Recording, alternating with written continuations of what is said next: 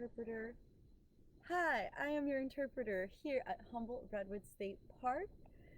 We are in the beautiful native Longkinkock territory, and it is Monday. Haven't been doing my Facebook Lives as usual. Many of you guys have already seen the post and have been informed as to why we're switching our typical daily live streams to being a little more offset. Um, yeah, before I start, just kind of want to give you a quick pan around because the weather's not going to be nice forever. Winter is coming upon us, and my likelihood of having beautiful days like this where I can just share with you guys is probably going to start to diminish. So I want to make sure that while we're here, we can enjoy this. So, hello again. I am Erica, and I am doing the Monday Facebook Live. We're alternating. We're starting to focus a little more on our ports programs, and not everyone's sheltering in place anymore. So, our reason to having the daily 3 p.m. Facebook Lives, has changed a little bit over the time. And so we want to make sure that we're adjusting to our audience and the needs of the people that want to hear our programs in different kinds of platforms.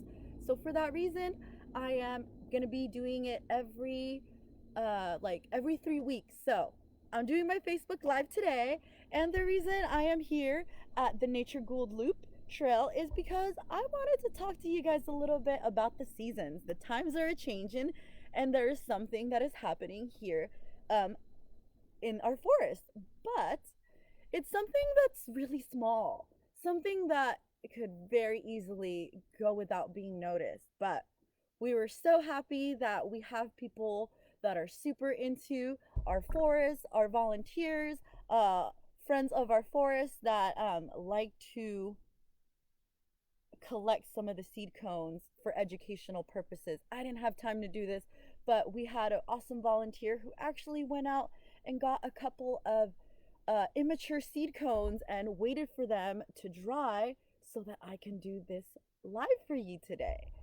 So, coast redwoods are found at a certain distinct pocket, and it's at this 450 coastal stretch along the California coast. That is where we see coast redwood. That is where coast redwood species. That is where the region is. Over time, climatic changes, it has restricted their pocket to this area. And the reason why they are restricted to coastal regions more than other places is because these trees can grow to be super tall, right? Like coast redwoods can get to be up to 300, they could be over 360 feet. So if you imagine a football field and putting that vertically, that is how tall these babies can be. So for how tall they can be, it is super crazy. If you guys have never seen a redwood seed cone, I'm gonna show you one today. Because we're used to seeing like pine cones or seed cones that are super big, like the sugar pine. If anyone has a sugar pine, that's been the cone that I've been needing to get. But anyway, we can't collect in state parks or private lands, right, everybody? So I'm gonna wait for that day. But we're here today, and I'm showing you these coast redwood cones because they have dried up, they have fallen, and they are on the floor. However, by the time they fall, the seeds have already been this cone has already dried out and the seeds have already fell out. So it's in between these little crevices that's where the seeds eventually come out of. So by the time that they're on the ground, the seeds are already gone. However, we were super, super, super lucky, like I said, to have collected a couple of these immature cones so that today I can show you the tiny, tiny, tiny little seeds that these trees make. So, without further ado, hence the title of my video, Tomato Tomato or Redwood Seeds, here are the redwood seeds. So they're super tiny. You can see that these seeds are out of proportion in comparison to how we would imagine these seeds would be for a tree that can be over 360 feet tall. So they actually are just about the size of a tomato seed, which is why I called it tomato. So these seeds are produced by the little seed cones, and I have one here that's still a little green, so you can see. I want to see if one actually has seeds in it, though. I had one that had some seeds, so this one might have some. So if I crack this one, yay! Shmoney! Actually, it's not, but I don't know. I'm making it rain seeds, so I'm pretending that it's cash. So these are the seeds. I just broke, poor little seed cone. I broke it up, but you can see how this one that's a little more immature, it was still a little green, but it's definitely on its way of drying out. That is how the seeds are. So typically the seeds are transferred through the air. They're airborne because they're so tiny, so they could just pretty much fly right out. So these little cones can produce from like 40 to 60 seeds. That's a lot of little seeds in there. But how are these things formed, you may be asking? Well, like most plants, I'm gonna go up. Boop, boop, boop. Okay. Sorry, guys. So, like most plants, they have a female and a male reproductive part. And coast redwoods are just the same. So here I have two different branches. I want to move a little so I'm not super like in the sun. So we have two little branches here. I'm gonna make a comment that way if you guys have any questions or whatnot. So this one right here is a branch that most people, if you've seen a coast redwood, this is what you think of. This is what you think the leaf alternation looks like. They look like little needles, but they're more flat. They come out in these little sausage-like strands when they fall. And then we have these ones. And these are actually still from a redwood, but these are the little branches and the needles. You see how it looks? They look way smaller. They kind of look like a giant sequoia, and they're tighter. The surface area is way smaller than this one. So why is this difference between these needles? And as you can see, these little flowers, or what will become seed cones, they both have them. So this one is the male one. So these flowers that eventually will become male bearing cones, which don't have fertile seeds actually, are usually typically found in the branches that are lower in the canopy. So kind of more where people are, right? That's why these are the ones that we typically see. However, as you get up higher and higher, it takes a lot of effort, right, to just get water up that high. And there gets to be a certain point where, you know, gravity starts working against these trees, and it's really hard to uptake water that high.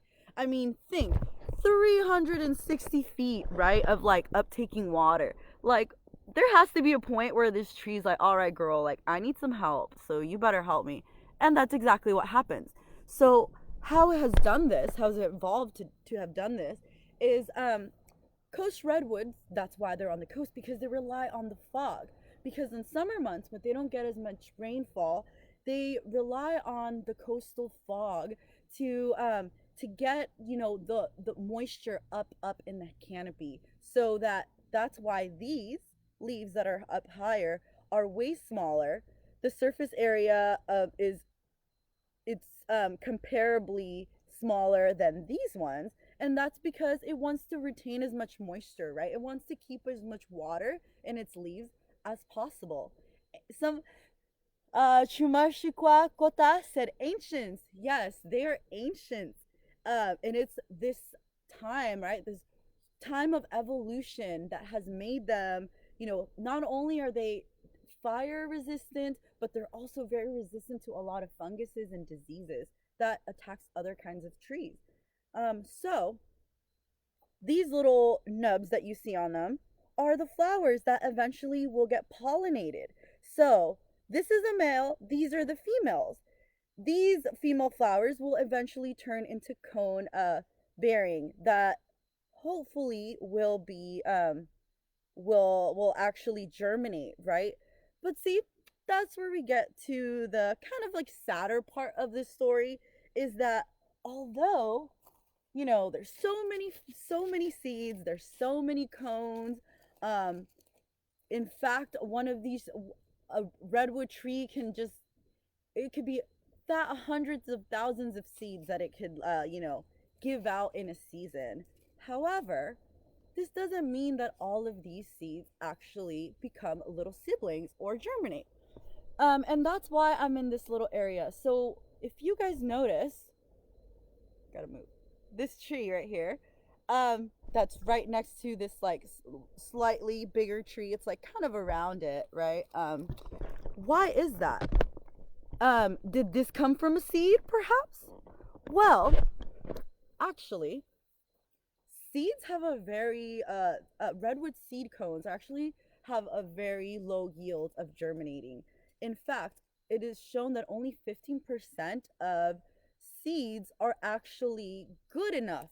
So even though it makes all these seeds, it produces hundreds of thousands of these seeds, not all of them. In fact, only about 15% are actually viable. That means that they'll actually, sprout and germinate.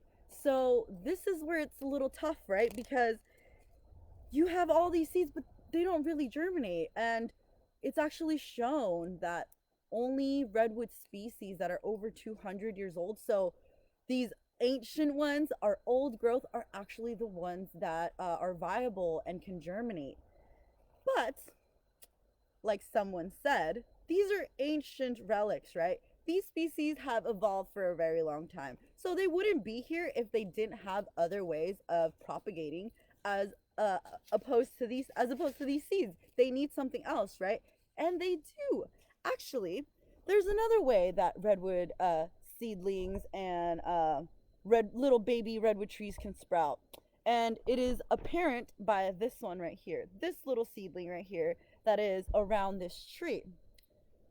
So another thing that redwood trees like to do is they like to clone themselves. They actually will sprout from the base of a bigger tree, and that's exactly what's happening here. Although these little seedlings won't grow as fast, they'll actually grow a lot slower because their nutrients, their water, all of that is dependent. It's actually utilizing the big tree, the bigger tree, the mama, the papa tree that's next to it. That's how it's getting all its nutrients, and so it's growing kind of slow, right? Because it's just kind of like a secondary sort of growth. It's not this primary big tree. However, these trees don't live forever, and although they do live to be sometimes over 2,000 years old, they don't live forever. So things happen, right? They could fall, they get to be really, really tall. They actually don't have a taproot, they intertwine, they have really shallow root systems.